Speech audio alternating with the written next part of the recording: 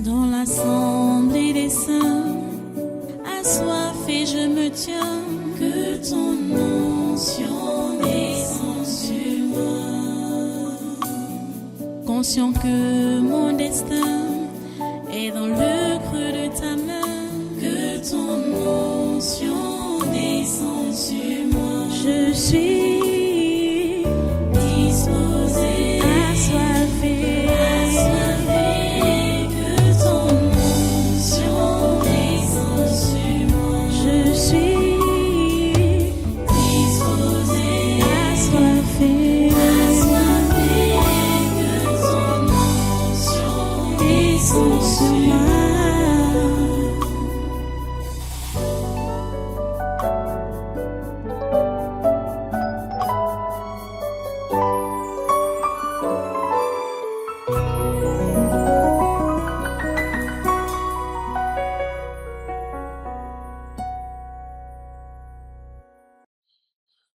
Les amis, j'aime déjà beaucoup parler, mais je suis obligé de le faire.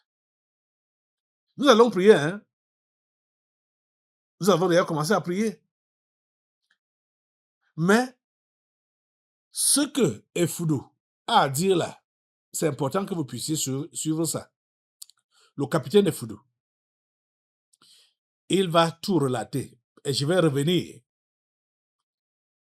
après ses propos. Écoutez le capitaine Efoudou.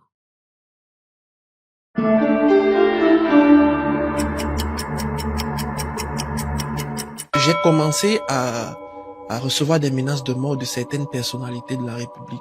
Notamment? De manière directe, l'ancien ministre de la Défense, Monsieur Zeme Karimi. Je ne suis pas un déserteur. J'ai voulu préserver ma vie qui était mise en péril par Monsieur Ferdinand Gongo, secrétaire général de la présidence de la République. Donc j'ai été convoqué à la gendarmerie par le colonel Otoulouk. Voyant l'allure de l'affaire, j'ai décliné de me présenter à la gendarmerie. Vous n'aviez pas confiance à la gendarmerie? Non, du tout. Je suis gendarme, mais je n'avais pas confiance, sachant ce qui s'est passé dans le cadre de l'assassinat de Martinez Zogo. Le capitaine Efoudou, on dit de l'armée que c'est la grande muette, mais aujourd'hui vous brisez l'omerta. Le mot omerta renvoie à la mafia sicilienne. Justement, pendant 3 ans, vous vous êtes tu, capitaine Efoudou. Pourquoi parlez-vous aujourd'hui? Je parle tout simplement pour que la vérité soit sûre. Le pays est actuellement entre les mains de personnes de très mauvaise éthique. Nous ne pouvons pas laisser le Cameroun entre les mains, c'est inacceptable. S'il existe un seul patriote et qui voit cette situation, pensez-vous vraiment qu'il pourrait rester les bras croisés? Non, je ne pense pas. J'ai eu l'opportunité de servir Monsieur Galaxy Toga. Galaxy Toga, et je peux vous dire que c'est un monsieur, un certain Bissé Vladimir, qui est le chef d'orchestre d'une mafia, d'un cartel mis en place à la gendarmerie pour estorquer. Il a juré de se taire, de servir dans le silence, mais dans l'histoire des nations, certains silences pèsent plus lourd que des aveux. Lui, il a vu, il a lu, il a transmis des notes, et un jour, on a voulu le rayer de la carte. Aujourd'hui, nous recevons un homme qui a vu passer entre ses mains les secrets les plus sombres de la République du Cameroun. Après avoir survécu à une chasse à l'homme sans précédent, il va parler. Attention, sa prise de parole pourrait ébranler les fondations de l'État. Bienvenue dans Masterclass. Aujourd'hui, nous convoquons les mémoires du capitaine Efoudou, ancien chef du renseignement à l'état-major particulier du président Paul Biya. Bonjour, capitaine Efoudou.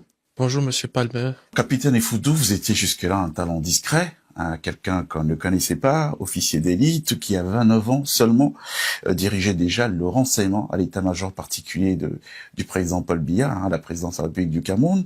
Et puis un matin, vous avez disparu dans la nature. Vous avez déserté votre poste ou fui pour ne pas finir en petite rondelle dans une valise samsonite? Je dirais que monsieur Palmer, merci déjà de me donner la parole aujourd'hui après 3 années de silence où j'ai beaucoup souffert de cet acharnement dont je suis victime. Alors je dirais que je ne suis pas un déserteur. J'ai voulu préserver ma vie qui était mise en péril par un certain groupuscule de personnalités au Cameroun. Donc on peut comprendre que l'environnement dans lequel vous évoluez était vicié à la présidence de la République du Cameroun, mais ça veut dire quoi concrètement, un environnement vicié? Un collègue qui volait des stylos ou un supérieur hiérarchique qui commanditait des assassinats? Vous savez, la présidence de la République regorge en son sein un certain nombre de personnalités dont l'appétence du pouvoir est très prononcée. Un responsable de votre rang, capitaine Effoudou, qui traverse les océans, en regardant sans cesse derrière lui, ça sent soit la fuite, soit la trahison. Laquelle des deux options s'applique dans... Évidemment, ça sentait la poudre.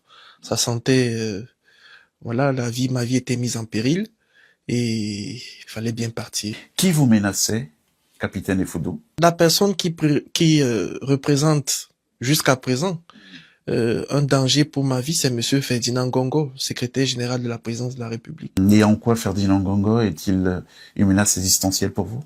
Du moment où il a été exposé dans un plan bien ourdi contre l'État du Cameroun et contre le président Paul Biya. À quel moment, capitaine Effoudou, votre tête a été mise à prix?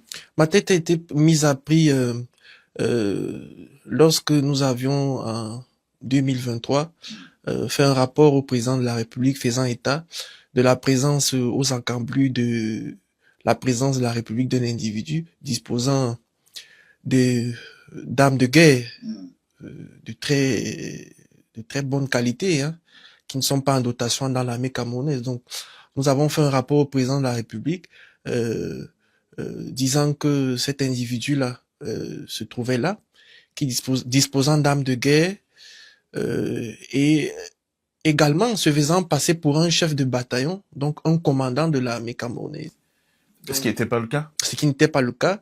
Et ce qui a attiré notre attention, c'est que cet individu présentait des vrais faux documents d'une administration particulière du Cameroun, notamment le ministère de l'administration territoriale. Cet individu, dont le nom me revient, Mohamedou Sani, était à la réalité un ancien légionnaire français du grade de sergent, ayant effectué plusieurs missions dans le monde, notamment en Irak et en Afghanistan. Et qui se retrouvait au Cameroun avec des papiers faisant de lui un membre de l'armée du Cameroun. Tout à fait. Il avait notamment une carte de visite avec le grade et le nom au ministère de l'administration territoriale, voyez-vous. Alors, vous avez évoqué un nom tout à l'heure, capitaine Effoudou, c'est Ferdinand Ngongo, qui est le secrétaire général de la présidence de la République du Cameroun, mais jusqu'à là, on ne voit pas le lien entre lui et cette affaire d'armes. Le secrétaire général de la présidence de la République a intervenu efficacement et vigoureusement pour la mise en liberté sans condition et sans délai de cet individu. Alors, qu'est-ce que ça veut dire? Vous étiez en pleine enquête, en train d'auditionner ce... Pendant que cet individu était en train de se faire auditionner à la division de la sécurité militaire, le chef de division de la sécurité militaire de l'époque et le ministre de la Défense ont reçu des pressions venant de M. Ngongo Ferdinand de faire libérer cet individu, non seulement lui, mais également le matériel qui avait été saisi, donc les armes. Et qu'est-ce qui a été fait? Il a été libéré, l'individu? Oui, il a été libéré, mais à ma connaissance, je dis bien à ma connaissance, les armes dont il était détenteur ont été saisies. À quel moment votre tête commence à être mise à prix? Ma tête était mise à prix lorsque le président de la République, M. Paul Biya, convoque le secrétaire général de la présidence de la République en personne pour lui demander un certain nombre de choses. Et donc, M. Ngongo se sentant pris au piège, oppressé et démasqué, disons ça comme ça, a cherché à savoir qui était l'auteur de cette note d'information, et c'est ainsi que un véritable rouleau compresseur s'est mis contre moi. Capitaine Effoudou, on dit de l'armée que c'est la grande muette, mais aujourd'hui vous brisez l'omerta. J'ai un problème avec ce mot, Monsieur Palmer, parce que le mot omerta renvoie à la mafia sicilienne, qui veut dire la loi du silence. Donc, je ne vais pas accepter ce mot parce que je suis pas mafieux, vous me voyez bien. Je suis un officier de l'armée camerounaise, mais je voudrais accepter bien volontiers le mot briser le silence. Justement, pendant 3 ans, vous vous êtes tu, capitaine Effoudou. Pourquoi parlez-vous aujourd'hui? Je parle tout simplement pour que la vérité soit sûre. Je ne parle pas aujourd'hui parce qu'il faudrait bâtir une légende personnelle. Non. Le pays est actuellement entre les mains de personnes de très mauvaise éthique. Nous ne pouvons pas laisser le Cameroun entre les mains de personnes qui passent le temps à opprimer les Camerounais, à briser des carrières, à briser des vies, autant qu'ils le veulent, non. C'est pour cela qu'aujourd'hui, j'ai décidé de briser le silence et d'apporter ma part de vérité dans un certain nombre de dossiers. Donc, on va prendre à témoin les téléspectateurs de Masterclass. En prenant la parole aujourd'hui, capitaine Effoudou, votre projet n'est pas de construire votre propre légende, mais plutôt de servir la patrie. Bien évidemment, Monsieur Palmer, parce que si il était question de construire ma propre légende, je ne serais pas ici. J'aurais fait comme les autres. C'est-à-dire? J'aurais fait des rapports biaisés. Je n'aurais jamais eu de problème. J'aurais passé le temps à mentir au chef de l'État sur un certain nombre de choses. J'aurais passé le temps à mentir à ma hiérarchie. Vous voyez, le pays va à volo. Vous voyez le niveau de décrépitude de l'État du Cameroun. C'est inacceptable. S'il existe un seul patriote et qui voit cette situation, pensez-vous vraiment qu'il pourrait rester les bras croisés? Non, je ne pense pas. Et puis nous avons aussi un devoir par rapport aux générations futures, à nos enfants, à nos petits-enfants qui nous verront et qui diront, mais papa, grand-père, c'est à votre époque que des choses se sont passées comme ça, qu'est-ce que vous avez fait? Vous n'avez pas donné le détail, capitaine Effoudou, de comment sait-on que c'est vous qui avez fait le rapport et à quel moment votre tête est mise à prix? Lorsque cette réunion a eu lieu, une réunion liée à cette affaire au palais d'unité regroupant l'ensemble des responsables de sécurité du Cameroun, M. Ferdinand Gongo s'est plutôt évertué à savoir qui était l'auteur de cette note. Et c'est ainsi que je fus exposé malencontreusement par ma hiérarchie et j'ai commencé donc à faire l'objet de persécutions. Vous travaillez pour un homme qui est le président Paul Biya, en gérant notamment le renseignement à son état-major particulier, la présence de la République du Cameroun. Est-ce qu'il a été informé des persécutions que vous subissiez? Bien évidemment. Effectivement, des notes allant dans ce sens lui ont été envoyées parce que j'ai commencé à recevoir des menaces de mort de certaines personnalités de la République. Notamment? De manière directe, l'ancien ministre de la Défense, Monsieur Zé Me Karimi, des menaces de mort venant du secrétaire général de la présidence lui-même, qui m'a fait convoquer à la gendarmerie à plusieurs reprises. J'ai été convoqué à la gendarmerie par WhatsApp. Qui a un problème de procédure. Un problème de procédure la première fois où je me retrouve en face du colonel Otoulou. Qui n'est pas sans rappeler une actualité récente, notamment un témoignage avec l'affaire Martinez. On va peut-être en reparler tout à l'heure. Tout à fait. Donc j'ai été convoqué à la gendarmerie par le colonel Otoulou, qui était en charge de cette enquête-là avec un autre colonel de la gendarmerie qui est actuellement directeur adjoint de la DGRE. J'ai été convoqué par ces officiers supérieurs-là. Et voyez-vous, pendant cette audition est orientée. Il fallait que je donne d'autres explications pour couvrir des personnes. Et ça ne s'est pas passé comme ça. J'ai dit à cet officier supérieur que non, je pouvais pas changer les faits qui sont ceux pourquoi nous avons écrit au président. J'ai donc refusé de le faire et j'ai été convoqué une deuxième fois. Voyant l'allure de l'affaire, j'ai décliné de me présenter à la gendarmerie tout en leur demandant de faire une convocation en bonne et due forme à ma hiérarchie. Vous n'aviez pas confiance à la gendarmerie? Non, du tout. Je suis gendarme, mais je n'avais pas confiance, sachant ce qui s'est passé dans le cadre de l'assassinat de Martinez Zogo et de l'emprisonnement, de l'incarcération du directeur général de la recherche extérieure de l'époque. J'ai dit non, je viens pas. Alors, quand vous avez informé le président Biya des persécutions que vous subissiez, quelle est la réaction du responsable qu'il est? En mai 2023, après le 20 mai, je pense le 23 mai 2023, j'ai été reçu par le ministre directeur du cabinet civil du président de la République, qui m'a transmis les félicitations personnelles du président Paul Biya par rapport au travail déjà effectué depuis mon arrivée à l'état-major particulier et il m'avait été demandé de rester tranquille, de rester posé, de ne pas avoir peur. Aux persécutions, le président vous demande de rester calme, de reprendre par le silence. Oui. Est-ce qu'on pourrait prendre ça comme un permis de tuer donné à vos bourreaux?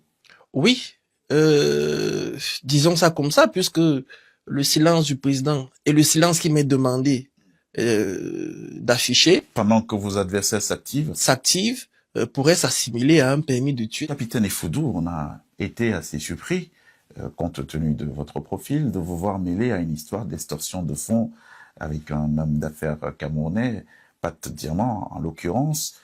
Cette affaire a décrié la chronique, en tout cas chez ceux qui sont assez initiés des affaires de la République. Qu'est-ce qui vous rattache à une histoire d'extorsion de fonds pour le patron du bureau renseignement que vous étiez à l'état-major particulier du président Paul Biya? Ah, Monsieur Palmer, ça concourt simplement à ce que j'étais en train de vous dire tantôt. Cette affaire, je ne la connais ni d'Adam ni d'Ève. C'était une machination?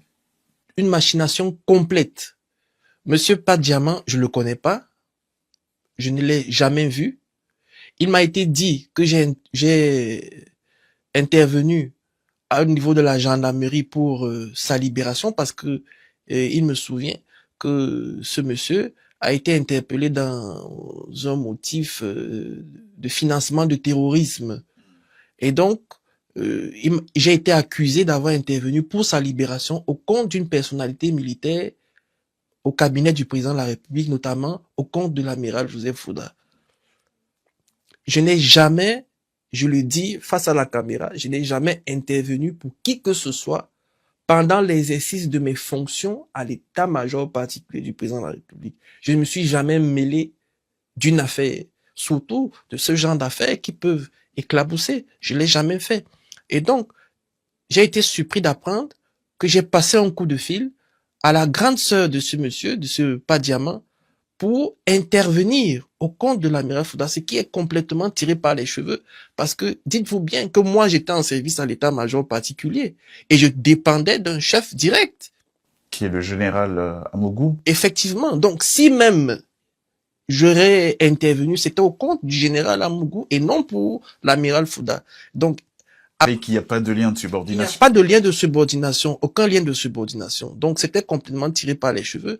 Et lorsque nous avons cherché à creuser, parce que ça a valu mon reversement de l'état-major particulier. Donc, pour qu'on comprenne très bien, oui, on vous mêle à cette affaire, vous dites que c'est une machination, que vous ne connaissez ni la langue ni d'Ève, et la suite, c'est quoi? Vous êtes sanctionné en vous faisant affecter arbitrairement, à votre avis? Lorsque les enquêtes sont menées pour savoir effectivement de quoi il était question, on se rend compte que, à la réalité, c'est monsieur Ferdinand Gongo qui pilotait cette affaire et qui avait demandé ma tête à mon chef hiérarchique, donc au général Mamoukou. Monsieur Ferdinand Gongo était à l'origine de l'arrestation de monsieur Pat Diamant pour pouvoir lui estorquer de l'argent. D'accord. C'est de ça dont il est question. Le secrétaire général de la présidence de la République du Cameroun fait interpeller un citoyen camerounais, oui, pour un plan d'extorsion de fonds. Effectivement. Ça se passe comme ça au Cameroun, non? Ah, vous savez, il y a beaucoup d'histoires dans ce genre. Mais pour ne rien nous cacher, puisque vous étiez quand même au cœur du sujet, vous n'êtes pas n'importe qui, capitaine Effoudou, vous gériez le renseignement pour le président de la République, Paul Biya, et donc à ce poste d'observation, vous avez dû voir des choses. Qu'est-ce qui se passe réellement au Cameroun? Souvenez-vous de l'affaire Mbapou. Vous voyez bien que ça implique également un collaborateur du chef de l'État.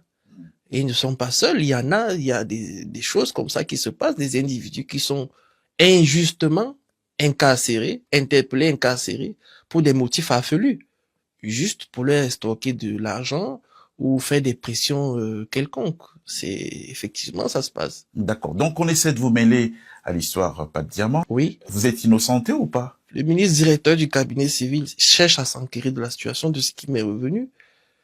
Il lui a été dit de la part du secrétaire d'État à la Défense en charge de la gendarmerie que je n'ai jamais intervenu. à la gendarmerie pour cette affaire. Donc, ils sont pas tous ripoux à la gendarmerie, alors. Puisque tout à l'heure, c'est des collègues qui étaient en intelligence avec le secrétaire général, et là, vous êtes innocenté. La gendarmerie est tristement célèbre aujourd'hui. La gendarmerie est assimilée à un centre de torture. Ce n'est pas la faute, forcément, de celui qui est en charge de la gendarmerie, notamment du secrétaire d'État, mais de quelques collaborateurs ripoux. Mais sa responsabilité a souvent été indexée par la clameur populaire en tant que responsable. Vous le connaissez bien. Qu'est-ce que vous pouvez nous en dire? J'ai eu l'opportunité de servir le secrétaire d'État à la gendarmerie de manière personnelle. Monsieur Galaxy Toga. Galaxy Toga, et je peux vous dire que c'est un monsieur très brillant. Malheureusement, vous savez, les gens brillants sont souvent entourés de ripoux. Je vais faire allusion, par exemple, à certains officiers au sein de la gendarmerie, proches de lui. Vous voyez mon regard. Ah non, moi je vois rien du tout. Je suis pas gendarme. Un certain chef d'escadron qui est à son secrétariat particulier, j'oublie un peu son nom, un certain Bissé Vladimir, qui est le chef d'orchestre d'une mafia, d'un cartel, mis en place à la gendarmerie pour estorquer des citoyens, estorquer même des gendarmes, qui peinent même à subvenir à leurs besoins. Des gens qui sont au service de la République, mais qui se font extorquer par leur chef, vous voyez. Mais on a vu pas mal, vous en parlez, capitaine Foudou, permettez-moi de saisir la balle au bon. On a vu sur les réseaux sociaux beaucoup de plaintes en anonyme, de gendarmes, de membres des forces de défense camerounaises se plaignant de traitements arbitraires, de maltraitance dans l'exercice de leur fonction. Si vous faites ce constat aujourd'hui, nous l'avons fait des années avant, pour dire qu'il y a un problème.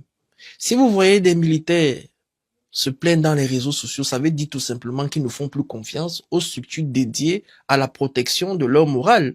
Parce que l'armée, en son sein, a une structure, par exemple, la division de la sécurité militaire, qui est en charge du moral des militaires.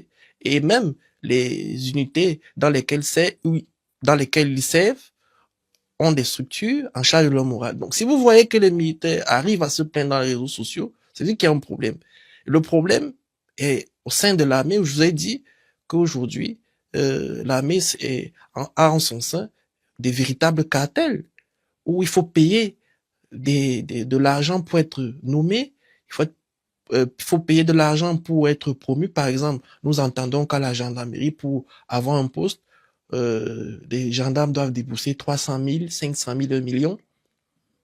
Les pelotons routiers, par exemple, ils en souffrent. Des gens qui vraiment peinent à joindre les deux bouts. Et dites-vous bien que cette situation, même des officiers généraux s'en offusquent dans le silence. Voyez-vous, on n'est pas très loin du point de rupture, monsieur. Donc il n'y a pas un unanimisme dans cette criminalité. C'est le fait C'est le fait de certains individus, notamment cet officier dont je vous ai donné le nom, et d'autres qui sont en charge des enquêtes toujours à la gendarmerie, qui sont des véritables chefs de cartel de drogue. Ah bon? Oui. Vous savez qu'il y a... Vous faites référence à qui, par exemple? Je fais référence à un certain colonel Bialo. Vous savez, j'ai une anecdote à ce sujet.